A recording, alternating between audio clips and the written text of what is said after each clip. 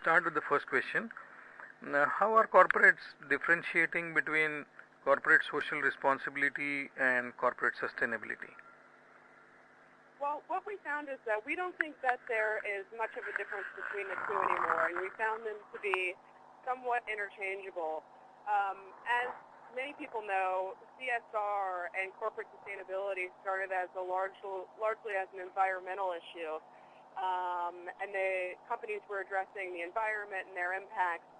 And what we found in our research and what has just been transpiring over the past decade is that sustainability and social responsibility has now extended to include all kinds of issues, not just the environment, but health issues, education, human rights, labor. And so now these terms aren't so much, they're more one and the same and not completely different. Sure. But what I was looking at is basically CSR in business processes. Should we still say it is social, or we say it is more from the sustainability angle and not philanthropic angle? I think that those are, philanthropy versus sustainability are two different things companies do. And largely what we found is that those are handled not necessarily, CSR executives, those who work on the sustainability side, don't necessarily handle philanthropy. I think those are two distinct functions with two different goals. And philanthropy can, encompass a number of different things, but the sustainability factor covers the issues that we mentioned, which was environment, health, education, labor, and that's not necessarily the goal of philanthropy. Just to add to that, Sanjay, is that philanthropy is basically writing a check, right? And CSR is much broader and much more specific and programmatic. So that the two are totally separate, and they actually come out of administered from different departments within a corporation as well. So if there is a head of philanthropy, he will report to whom, and the head of sustainability will report to whom? Well, obviously every corporation is different. Yeah. But generally speaking, CSR will report to through either directly to the board or through either the senior legal counsel or the senior communications person. That's what we have found. And the philanthropy. Sorry, go ahead. Philanthropy. Yeah, and philanthropy may go through, for example, the human resources department or some other administrative function. But the two are, again, not really, they coexist, but they have different objectives. Absolutely. The second question is the relationship between sustainability and reputation, because it is coming in your research. Sure. So obviously we found that there was a direct relationship between reputation and sustainability. As we found in our research, almost 75% of respondents indicated that not having any CSR objectives or programs would have a negative effect on the company's reputation. So it's becoming increasingly important to companies to consider CSR and the impacts it'll have. And in addition to that, in the culture that we live in today, companies now have stronger incentives to implement CSR programs because people have more access to their activities, whether it's social media or scrutiny from newspapers, NGOs, that kind of thing. There's more external and internal pressure, and that all goes back to the company's reputation because now they're more accessible than ever. Sure. And reputation is far bigger than just public relations exercise, I'm sure. Absolutely. Reputation is far bigger, and reputation is now something that all stakeholders take into effect, and you can assess it, online, and it's just become something that is, like I said, much more accessible to everybody, whether it's suppliers, whether it's your investors, and so it becomes increasingly important because of the exposure that companies face today. Sure. How many corporates that you have talked to have CSR in various business processes or in every management discipline or department?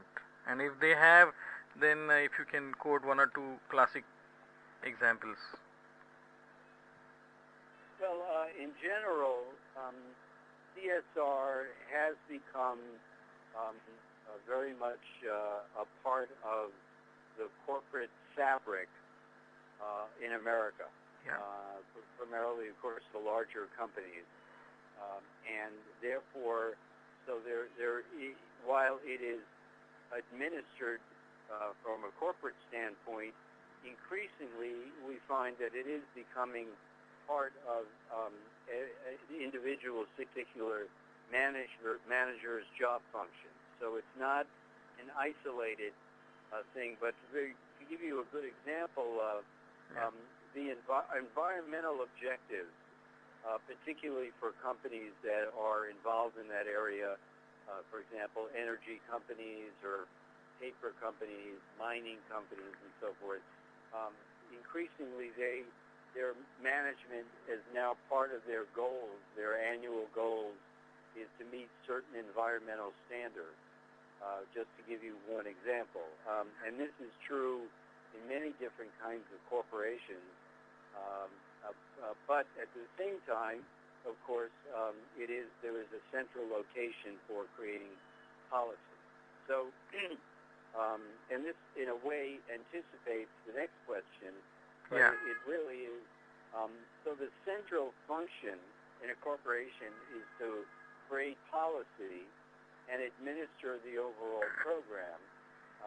Having said that, it doesn't. At the same time, on parallel tracks, individuals. It's filtering down more and more throughout the company, whereas managers have specific responsibility to meet CSR goals and objectives. Yeah, so I'll skip the next question and I will have an additional question in that case, since you have covered the next question in terms of CSR and HR. What are the priority-wise stakeholders with whom corporates communicate their CSR, and how do they, of course, communicate? Well, here's how they communicate. First of all, the first thing that they do is all of them have a policy on CSR, and it's posted prominently on their website. Sure.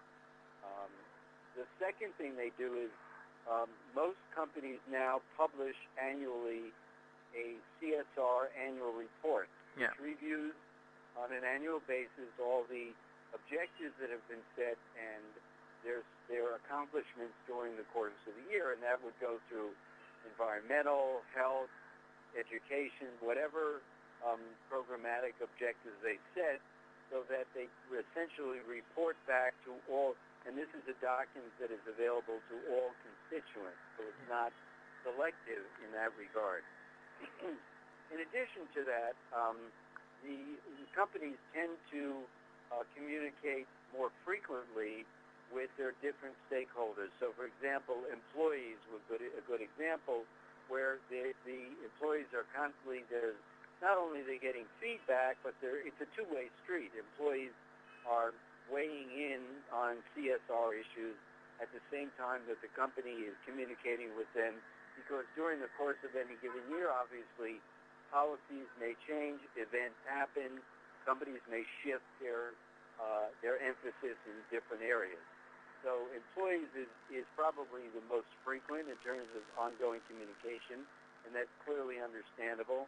Yeah. The others are investors, which of course are increasingly, again, in the United States, that is becoming, so to speak, a line item for many investors who want to know what the company is doing in CSR. Yeah. And even though investors, one tends to think of as, they're only interested in the bottom line, but they are increasingly interested in how the bottom line is achieved, which is to say, is it being done by adhering to solid CSR principles? Sure. Others, clearly the supply chain is very important. Many of the companies, like, for example, IBM, notably, has a program where they have something like 28,000, I think, suppliers, and each of them is vetted every year to make sure that they are in adherence to the CSR policies of IBM. And if they are not, then they are dropped and another vendor or supplier is found in its place. So the supply chain is very important. And the other thing that's important is for feedback, and that's one of the questions we had in our survey, is that social media as well as conventional media are sources for where the company looks for feedback in terms of, so to speak, their report card, in terms of how are they doing vis-a-vis the objectives they've set out, and whether or not it is perceived by the media and the social media that they are actually meeting those objectives. And how is how do companies look at activists or environmental groups and social groups as a target audience or a stakeholder? Which group? Could you repeat that? I'm sorry. Sure. No. Like investors or employees, one of the stakeholder group would be the environmental groups or the societal groups or activists like Greenpeace. How important is that to U.S. companies as a stakeholder?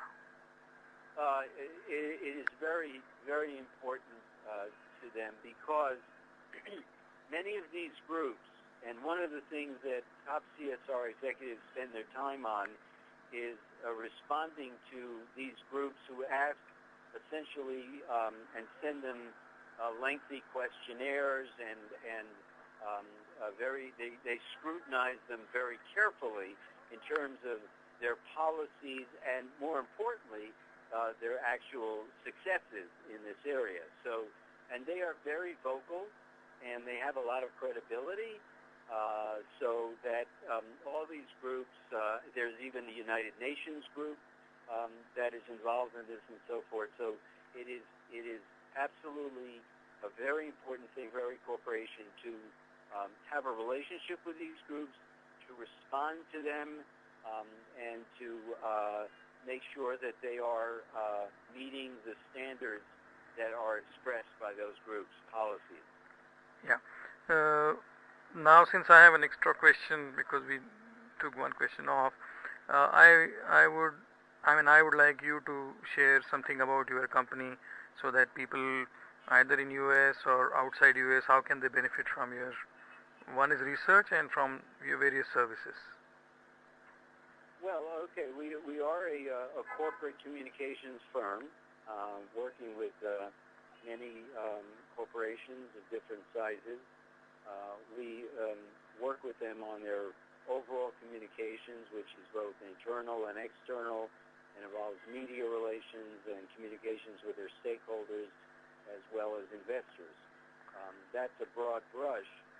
In the CSR area, we have a specific expertise in that area, and we do work with companies to help them develop policies, write their annual reports, consult with them on what they need to do to be in, if you will, harmony with CSR objectives for their industry and for their company specifically. This is, to give it perspective, Sanjay, this is still a relatively new area for corporations, and it's still evolving. And so many companies are still feeling their way to determine what is the best policy and how should they implement it and how should they communicate it, both within the corporation and outside of the corporation. So in all those areas, we assist them to expedite and implement those specific tasks. And this is limited to US, or you're offering services beyond US also? We are, of course, headquartered in the U.S., but our client base is global. Okay.